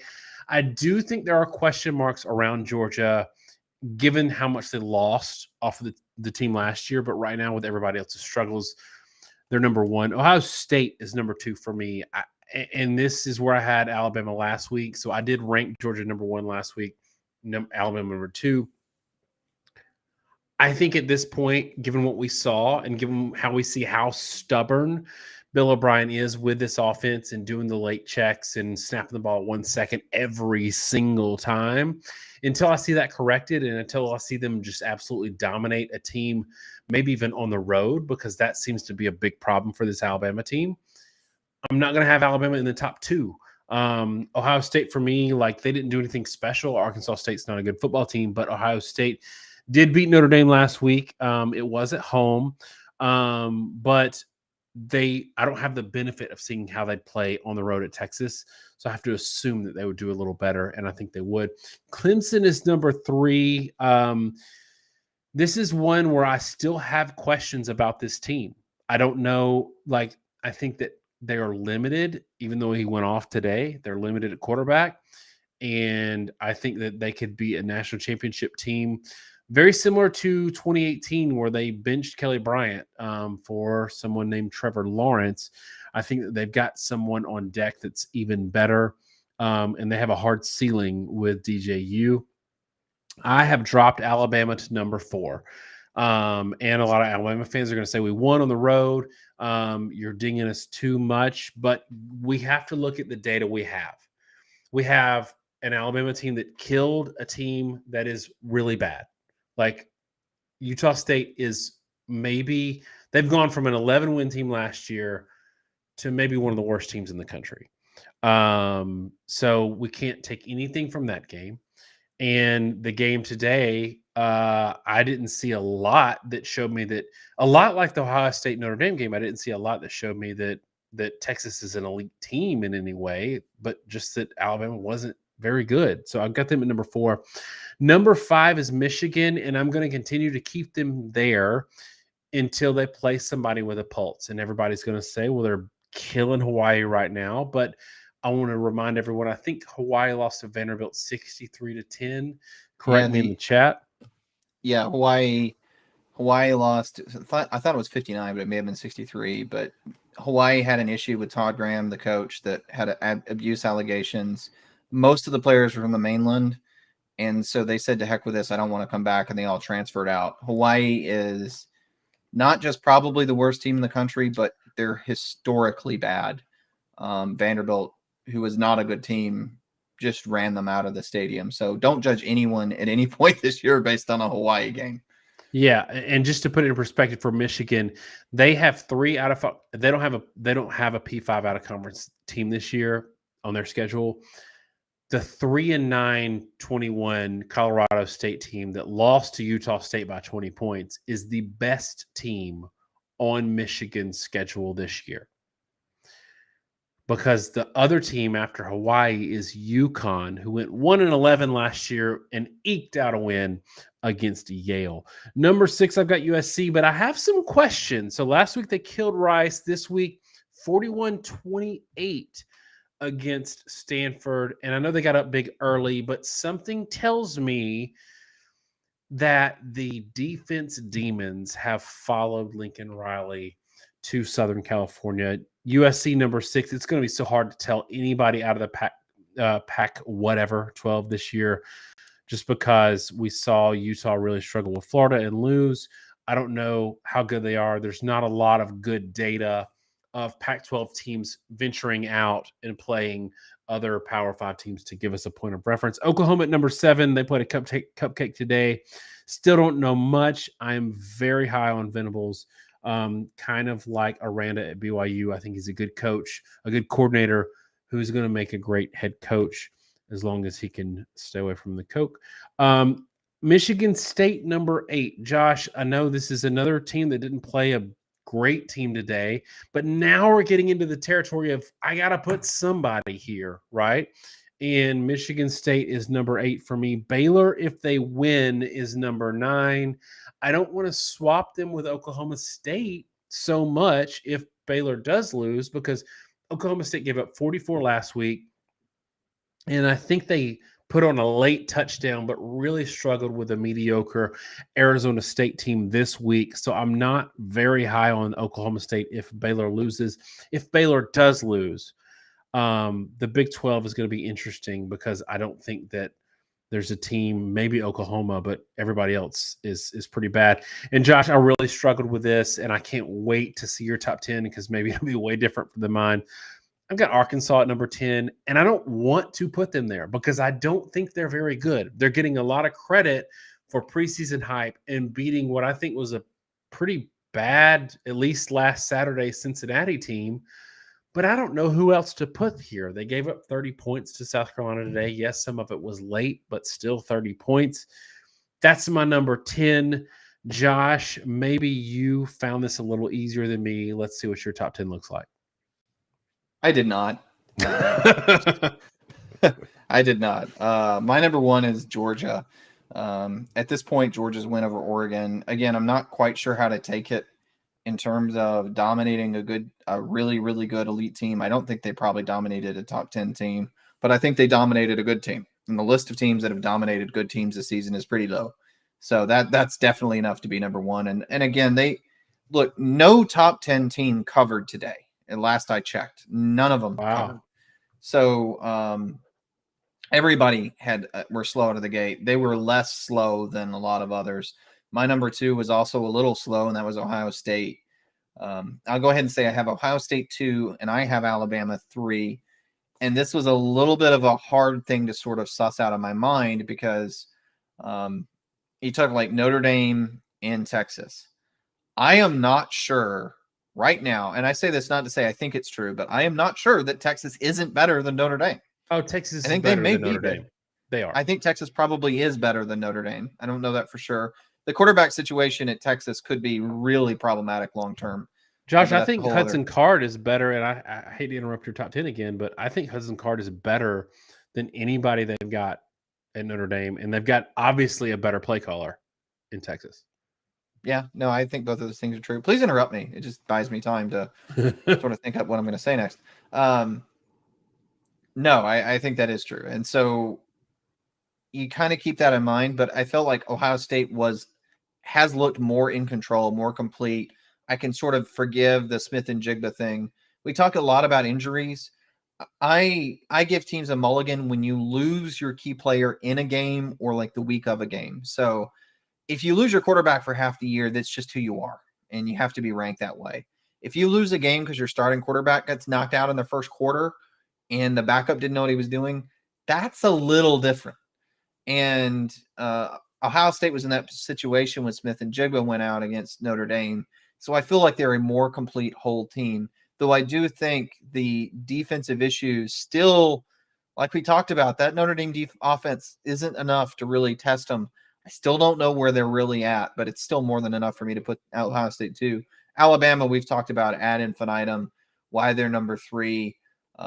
Should be kind of obvious at this point. I think their potential is still a lot higher than most other teams on this list. Really, anybody below them. Defensively, they're still very, very good. Texas did not move the ball well that game. They moved it on some deep shots early. Alabama made an adjustment and put a redshirt freshman at corner, and things kind of got situated. Everything was hunky-dory, and they didn't really allow a lot the rest of the game. And the offense does have the reigning Heisman Trophy winner that did look really good, and they've got a lot of good pieces that will gel. So I don't really have a problem with them at 3. Michigan is my number 4. I had them, I think it was number 5 in the preseason, and they're right what I thought they would be. I mean, they're a really good team with the same sort of core power components on offense, a good defense with a lot of guys filling roles that were a little underrated. People saw a few big names leave, just assume they'd fall off the cliff. That hasn't happened. And I will say it's a tough to take it from one game, but I think you probably saw the starting quarterback today, not last week. And they're going to be a better team with them. My number 5 is Clemson. They may be the best defense, in college football. I think their back 7 is a little more suspect than people think or realize. It's been a complaint of mine or a gripe of mine about Clemson for a number of years off and on, that they've had these really, really great defensive lines and sometimes really disruptive linebackers that I think sometimes have masked real issues in the secondary. It didn't shock me 2020 when Ohio State destroyed them because I feel like their back end, if you can get to the point of getting them one-on-one, over and over again, we've kind of seen that's where one of the big places where their talent kind of lets them down, because they recruit these number one overall players at certain positions on defensive lines, certain skill players, but there's a reason their recruiting rankings aren't higher, and it's because they don't have high 4-star, 5-stars across the board. The secondary, where you need 6 guys at times, is where one of the places that tends to really show up for Clemson. I will say Klubnik only threw 4 passes today, and I think he had like negative passing yardage. That doesn't bode well to me for the idea that Klubnik is going to start soon. I think he probably is the future of that program. But same thing I said about Richardson last year. Just because you can see all the talent in the world, he may be able to run that play that they give him that he knows how to do, but that may be one of 8 plays that he knows how to run well. And you do not know the size of that playbook. It doesn't matter how good he is at running that play. That will work for spot starting in one game. And then once people have tape of it and they practice those 8 plays, he is never going to be half as effective again. So I don't know when he'll be ready to take on a bigger role. I do think he is their future. He looks really good, but I don't think maybe he's not there yet. And the way they used him today kind of made me think he's not as close as Trevor Lawrence, where they were trying to get him involved as early as possible. My number 6 is Oklahoma. We're still early enough that I don't know what to really think of them, but I feel like they haven't taken as much of a step back as I would have expected. Today against Kent State, it was a little bit sleepy. The defense looks a lot better under Venables. Anytime you're not giving up 20 points to everybody, you look better than what Lincoln Riley trotted out at times. And I think offensively, they still have a lot of weapons. I think there's reasons to be bullish on them, but it's as I said with Florida previously, it's kind of a vote for hope. USC is my next pick. I thought offensively they looked as good as people thought they might against Stanford. I will say offensively and defensively, Stanford looked really bad.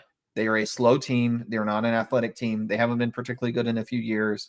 We could have a longer conversation about how you want to evaluate them. I think the Harbaugh shine has worn off a little bit. I think David Shaw is still doing a very good job with limitations they have at Stanford. I am really questioning whether Stanford's ever going to be that same kind of program again, and if they can maintain it, because they're not particularly good right now. So I am concerned, actually, the USC's defense did show a lot of the warts people thought might be there, because they were really bad last season. But right now, I think their offense is so good that it makes sense to have them at numbers. What is that? Number 7. Number 8 for me is Kentucky off their win today against Florida. This is where stuff gets really, really hard. And Kentucky has a good win over a team that has a good win. I don't have a better way to justify it. So for me, that's why Kentucky's there. I think Levis is a good quarterback. I think that Levis Richardson head-to-head kind of exposed that both of them have a lot of flaws, even though they're very talented. I think Kentucky's run game isn't – it showed up in the opener. It showed up again today. I think it's not quite what people would hope it would be. But the defense is really good again under Stoops. They are a complete team. Beating Florida, I think, is a pretty good deal. There's a big gap between Georgia and Kentucky, but there are not many teams to fill that gap. Baylor is my number 9. Sort of the same comment as you, seeing them beat in this slot. I just have no way to distinguish between these teams effectively right now. I watched some of Oklahoma State today, and again, I watch as much football as I can. But there's only so much I can process live. So I usually watch about 4 to 5 games at a time. And that's still not all of them. But I had that game on in the corner, or even when we were starting to record this video. And I feel like their defense has taken a step back, and their offense is the same sort of inconsistent spottiness that it's always been under Sanders. You see it move forward, you see a lot of potential, and at times something just kind of doesn't work, and they don't score as much or move the ball the way they should, or there's a lot of empty drives and possessions. And my number 10, same as you, is Arkansas. They've got a good win over Cincinnati. That's, I think, a pretty good team. The offense looked pretty darn good against South Carolina. They gave up a rally late. My concern with Arkansas all along has been that their defense was a very mediocre defense last year in the SEC, and I expect it to be a little bit worse this year. I think that's probably true. There's a lot of reasons to think their defense isn't great. But again, I mean, if you have a team that you think is a clear top 10 that I haven't named, let me know. I could have made an argument for Tennessee. I could have made an argument for Wake Forest, though I don't think beating Vandy is a big deal. I could have made an argument for Ole Miss. We may end up being able to make an argument for BYU or NC State. Pitt lost. Wisconsin lost. Miami's floating around there. Michigan State's floating around there in yours, but Utah's lost. Notre Dame lost. So you just kind of have to take the best option you can, and that's the best I could end up. So that's my top 10. I expect the back half of that will change radically by the time the season's over, but that's where I'm at right now. Josh, you know who's not in the top 10? It's Nebraska. And Jill asked, does Scott Frost make it to tomorrow? And yes, because Nebraska has to pay him $8 million less in his buyout if he makes it to October. I do think that he's done. I do think he's done. October 1st is early enough, Josh, because one of the things that happens when these coaches get fired is like you get first mover advantage. You get to really get ahead of everybody else who's going to fire their coach by the end of the season and maybe land somebody, maybe the best available candidate. But if you're Nebraska, you probably hang on till October 1st, right? Yeah. I mean, you want to save the money. There's not really anything to be gained because you're not going to hire a coach right now. When you have a coach that everyone knows is going to be fired, there's always this idea of, well, it's going to kill recruiting. And it will, because this coach that's out the door isn't going to recruit all that aggressively. And players aren't going to want to come play for a coach that they know for a fact will not be there. But it's obvious at this point that Scott Frost isn't going to survive. And that program is bad. We tweeted about it. We're watching it live when we watched that opener. That was horrific football that was being played in Ireland. And we realized it had a lot to do with how bad Nebraska is. And they are bad. And I don't know how they didn't realize how bad they were, but they're bad. So, yeah, I think that's just kind of the reality of it. They'll punt until October. They'll fire him when they get to that point. The buyout's lower. They'll start searching and they'll find some way to get continuity for recruiting, and that's the best they can do. The one good thing you can say about Scott Frost is that he is a born and bred Nebraska man, and so I think he's going to try to do right by the program for recruiting and administratively and serve out the rest of his tenure if they ask him to. But I don't see I can retain him. This experiment's failed, and it's failed dismally. Yeah, and I wanted him to succeed because of what you just said. I love when, like, Kirby Smart's a Georgia guy. Like, I love that Kirby Smart's doing well in Georgia. I wanted Scott Frost to do well in Nebraska for two reasons. One, I hate for Nebraska fans because it's a great fan base. I hate that Nebraska got mediocre at the worst possible time. Same thing happened to Tennessee. Right when recruiting became national for everybody, and the internet started getting really going in terms of recruiting and influencing that, I hated that Nebraska, that's when they got bad, because that kind of dug their hole a little deeper. I wanted Scott Frost to succeed there. It's interesting because they put up, I think, 38 points tonight. Their offense was pretty good against Northwestern, although I think that this now, just like we learned so much in week 1, week 2, this now kind of makes us feel like Northwestern isn't that great. I don't know what you do. Like, does Scott Frost go to Tuscaloosa next year to get rehabilitated? Yeah, I don't know. I don't know what Scott Frost does. I will say I think that's maybe the best path. And I'm trying to remember now. Actually, I'm going to look it up live, right? Where all Scott Frost had been. Because I have this, like tick or theory or however you want to call it, that coaches that don't have a lot or significant P5 experience at certain levels have problems. Now, he was at Oregon, because at Oregon in 2009 through really 2015. And I'm trying to remember, that would have been Chip Kelly, right? When he was the wide receivers coach and then the offensive coordinator. Yep. So it's interesting to me that it came off that tree. And then was he under Helfrich? He would have been, right? Yeah. So he was the offensive coordinator under Helfrich when they had that meltdown. I don't know, or who I say they had the meltdown. Then Helfrich ended up melting down during the tenure. I'm not sure that I had put 2 and 2 together in that regard. So, but might he be good as a coordinator? Because UCF had good offenses under him. Nebraska's not losing because of their offense tonight. Their offense was pretty good last week too. Like last year, they scored points and the defense was a problem. Like I feel like maybe he's a guy that should just run an offense. Maybe he replaces Bill O'Brien next year in Tuscaloosa. Yeah, maybe so. Maybe so. I think he has shown that he's a good offensive coordinator, though. I will say they were always herky-jerky at Nebraska in that regard. I think what I was really thinking about with Helfrich is that he took a program that was built really strongly, and right around the time, I think it was, I was just pulling it up, the year after Frost left is when they started to really fall off. But they were already on that way. I think they're 4 or 5 loss team when he resigned. But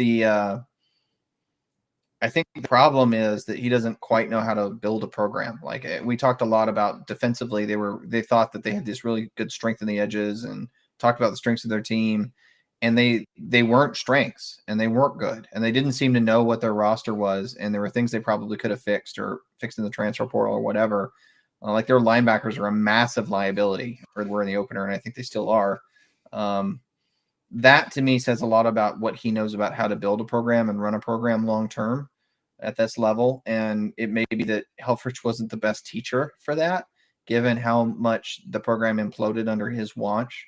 So if he goes somewhere like Alabama or somewhere else where he can be an offensive coordinator and sort of absorb maybe the way they run their systems and how they do their evaluations and things like that, I think he has a chance to be successful. But that's a big ego check. And they did a deal on game day talking about Butch Jones and Sarkisian and Kiffin and all these guys that have gone to Alabama under Saban.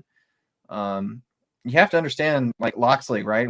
They're talking about the fact they make $35,000 for a year, and they get the crappiest jobs. And Loxley was talking about taking literally when they were in summer camp or probably fall camp. He's talking about they can't be on-field coaches because they're advisors, so they can't be on the practice field. So their job was to take the little kids, it's probably the coaches or players' kids, to the rec center pool to keep them occupied during practice. And that's Mike Loxley, former head coach from New Mexico, long time, like 27 years in current head coaching, coach in Maryland, right, was taking little kids to the pool. So I don't know if you got to give a lot of credit to the guys that are willing to do that, because it takes a big ego check to do it. But I think that ego check in and of itself is beneficial to them, because when they cut, that sort of forces them to accept, hey, I'm only as good as my record. I'm only as good as what I'm doing right now. And just focus on improving and sort of building themselves up a little bit, breaking themselves down, building themselves up into what they should be. I don't know. I don't know where you're going to end up if you're Scott Frost. Dawson says more impressive win now, OSU, Notre Dame, or UGA and Oregon. I mean, it's got to be UGA and Oregon. And that's what I said. Like, I wanted to tweet this, but I didn't. But even before Notre Dame lost to Marshall, I wanted to tweet, look, if you're picking the field, like all of college football, and you're saying the field more likely to beat Notre Dame by 12 or beat Oregon by 46 or 47, one more than Georgia, everybody taking that bet is taking Notre Dame by 12. It's really hard to beat a Power 5 team by 46 points that's not named Vanderbilt. Really hard. And so we give a lot of credit for not just what you were ranked or any of that, but like also how you win. And to me, the more impressive win there is Georgia beating Oregon by 46, even last week when we had Notre Dame ranked higher. Do you agree? Yeah. If it was beating both of them by 1, I would say beating Notre Dame is probably more impressive. I am not sold that Oregon is particularly good at all, but it's not that simple. The way they beat Oregon is why I would say the Oregon win is more impressive. Right. And that matters. I think that people need to realize that absolutely matters. Baylor finally gets in the end zone and misses the extra point. This is wild. Yash says Bennett for Heisman, horns up emoji. I don't know that he's going to win the Heisman. If I'm being entirely honest, as someone who was team Stetson Bennett all year last year, I think he is excellent within the system. He's excellent with what's given to him and for what he is charged with executing. I don't think he's the best player in the country. Like, I think if you put Bryce Young in that system in Georgia, he would destroy it. I think Will Anderson is probably a better player. If we're talking about the kind of people that are going to go in the top 10 in the draft, it's not going to be Stetson Bennett. Am I wrong? No, I don't think so. I mean, his stat line's really good, but he missed on some things today that he didn't miss on last week. We've seen Stetson Bennett now for 3 years, so it's not like any of it's new. He's an older guy that's been around a long time. He knows how to run that system extremely well. But his limitations are his limitations. If you make him throw 10 to 30 yards downfield, he is not a consistent, accurate passer. He's just not. If you make him have to throw dimes down the field, he's not great. If you let him throw within 15 yards and you let him lob it over coverage and you give him open guys through having an offense that, gives clean reads and gets guys open, he can be extremely effective running the offense. And I think more so even than Bryce Young, who, again, we talked about today, there were things available for him at times and the pass rush got to him and he wasn't really executing that well himself at times.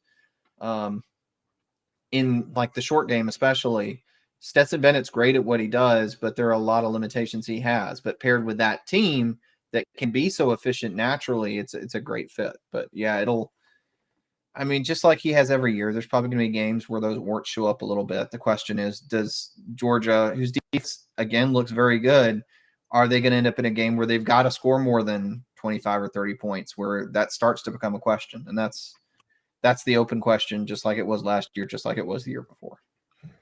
All right, Josh, I got maybe 10 minutes left, and I'm going to let you kind of kick off this last segment with a question, or I'm going to give you a question. Last year we saw 2021 for a lot of the year it was like 2007. Josh Pate said it was a renaissance season. I kind of agree. I think we saw the sort of move towards parity with a lot of upsets and teams winning that maybe shouldn't have. It was a lot of fun.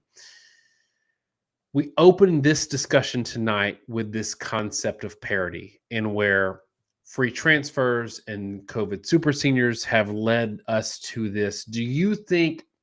Have you seen enough in the first 2 weeks to feel like 2022 is going to be maybe even better than 21 and even closer to 2007? Or do you think in a few weeks things are going to kind of regulate? Well, I'm going to hold to the same thing I said before, which is I think the top is going to shake itself out and separate itself from the rest of college football. I think that's going to happen again, like it's happened many other years. I think the craziness on who's ranked number 5 through 25 in a given week is going to be nuts. Based off what I've seen, based off what our ratings say, everybody else's ratings say, it's a very even year, and things are going to ebb and flow. And some teams at the bottom of that now are going to rise to the top later. And so I think it's going to be a really, really fun year to watch, because I think you're going to have a lot of exciting games, and I think you're going to have fewer blowouts or more maybe unpredictable results. But the question is, are you talking about a really fun regular season, which I think it will be, or you're talking about a very different, fun, crazy playoff national champion result? That was, I think, what most people see 2007 as. And this is where I disagree with Pate a little bit, because 2007 ended up kind of being chalk. Georgia and Alabama were the best teams start to finish. Michigan was up there start to finish. I think you're going to kind of see the same thing. I think the teams that are the best teams are going to run the gamut for the most part. Maybe they lose a game. Maybe one of them loses 2, but one of that group's probably going to win the national title. Maybe one of them gets a dumb loss and knocks himself out. That's about as much as you're going to see, just like it's been for years. And I think there's going to be an odd exception year, but I think this is going to be the case far more often than not. Yeah, I think that's fair. I think that it's fun for some of that, like 5 to 25. I think it's a little bit tough if we're talking about the top, because It's unfortunate because I think that Georgia is clearly number one right now, but they also don't have a schedule that will prove that out until the postseason. Because, look, Kentucky had a good win tonight, but Kentucky's going to move up. They're in your top 10. They're going to move up into a lot of people's top 10s, and Florida's going to fall to 17 to 20. But if not for a couple of plays tonight, Kentucky doesn't win that game. And like you said, and this is what's so hard about doing a top 10 is like in past years, you've been pretty confident that the 10th best team is around the 10th best team. Right now, Kentucky could end up being 7-5. We don't know, but they're in your top 10. And I consider them. I've got Arkansas in mind. Arkansas could lose 3 or 4 games, right?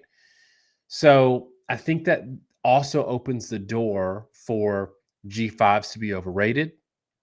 I think it opens the door for a USC to struggle through a Pac-12 schedule and make the playoffs and get killed, and maybe take away a playoff slot from the second team in the Big Ten East, something like that.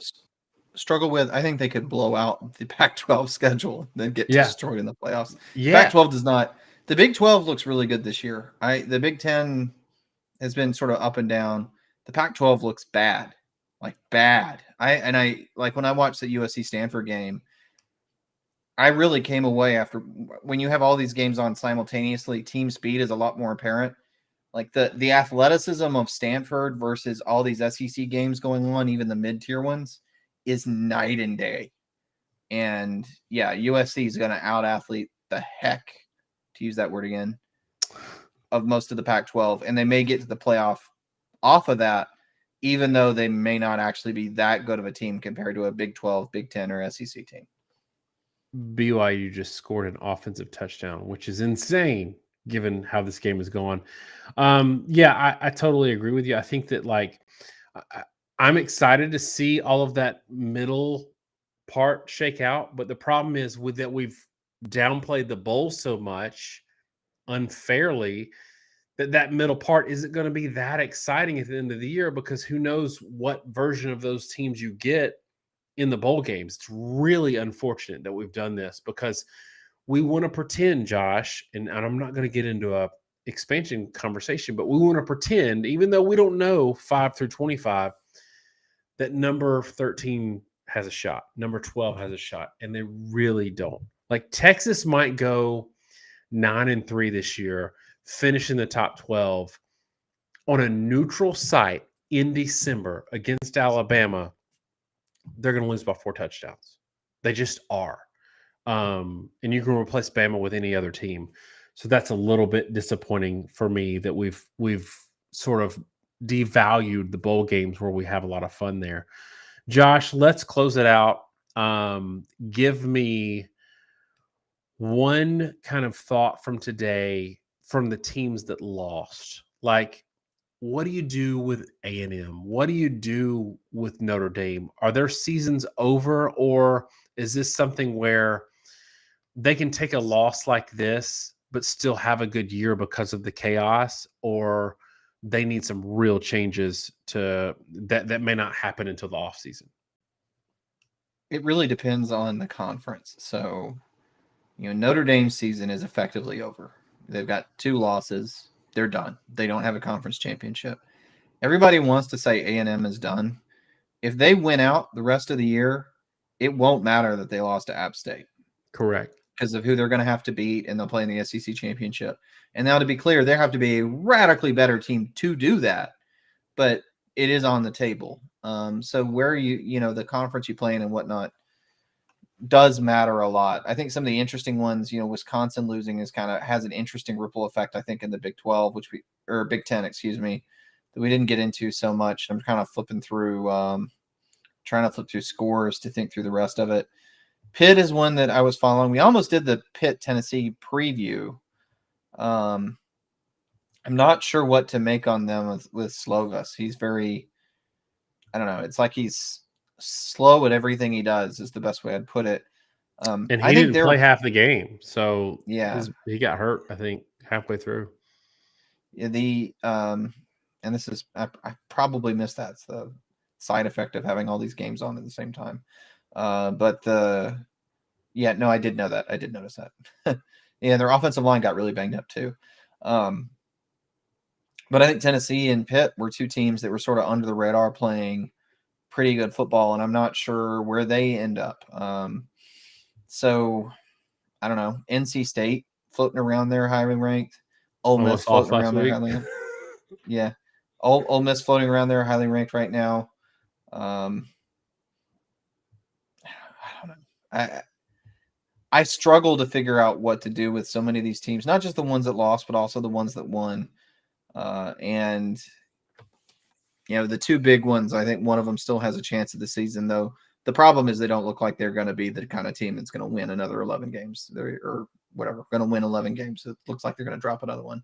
Notre Dame is a more interesting one. And this is maybe the last point I'll end on. This gives me something to say.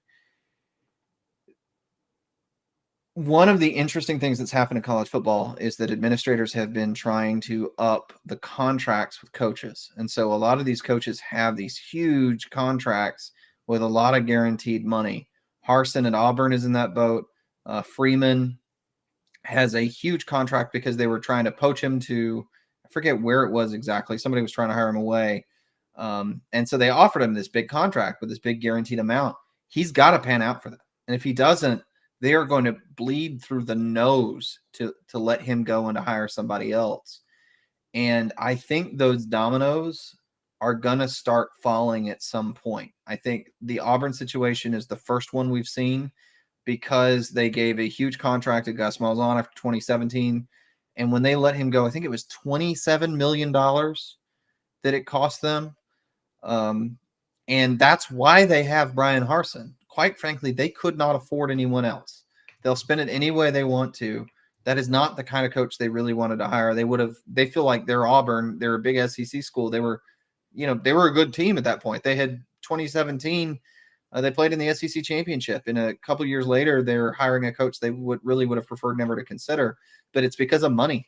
They didn't have the funds to front, paying Malzahn several million a year and paying somebody else several $1 million a year, given the current climate. Brian Kelly at LSU, same way. Some of these coaches are going to fail. And when these coaches start to flame out, these programs are going to end up cash strapped, and some of them are not going to hire who they want to hire. I don't know if it's going to have ripples in the salary market maybe going down, or if it's just going to be that every one of these coaching choices. Right now, you always know it's pulling the lever on the slot machine, and if you get a good one or a bad one. But what I don't think people have really realized is at some point with this escalates, people are going to start running out of money to pull slots. So you're going to get a coach. You're going to find out if he's good or bad, and if he's bad, you're just sunk for 10 years. And maybe that's the thing I'll end on with all of these is I do think college football from a money perspective is hurtling towards that reality. And I don't know that it's something that's really been given enough thought or discussion, because those sorts of long-term 5-year outlook things are what drive college football, but they're hard to track and they don't make good storylines. But I do think maybe that's the story behind the story to kind of keep in your mind the next few years. I think the huge buyouts are going to go away. I think that these schools are going to realize that it's absolutely ridiculous. And especially the buyouts with no leverage. We talk about Orgeron with that a lot. Just rounding out the chat tonight, still a lot of Georgia Bama chat in there. Somebody mentioned that Will Anderson did nothing today. He had the most important sack of the day. It did manage to not do much because they hit the field goal anyway, but that was huge. He was doubled all day. I think the bigger issue was early on, Alabama wasn't adjusting to max protect and doubling Will Anderson.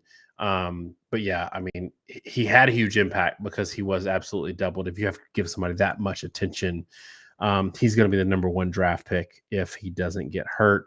And somebody said something about Scott Frost in Nebraska. Like we've already touched on that a little bit. Like he's done. It's just a matter of time, and they save a lot of money if they wait till October 1st.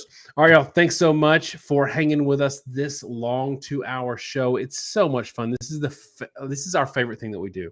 It's a lot of work for us, and Josh gets super tired because it's really late for him. It is absolutely our favorite thing that we do because we just get to talk ball with y'all for 2 hours. It's a lot of fun, and we get ahead of everybody else that's going to talk about it on Sunday. So, y'all, if you came on late and you missed some of it, we do have a podcast version that will go up tomorrow, and we'll break up our top 10 if you missed that as well and put it on video form out there for you to check out. And we will do these every week as long as we can. So this is kind of a shout out to that. We'll in our previews talk about it a little bit too. Thanks so much, y'all. Have a great week. God bless.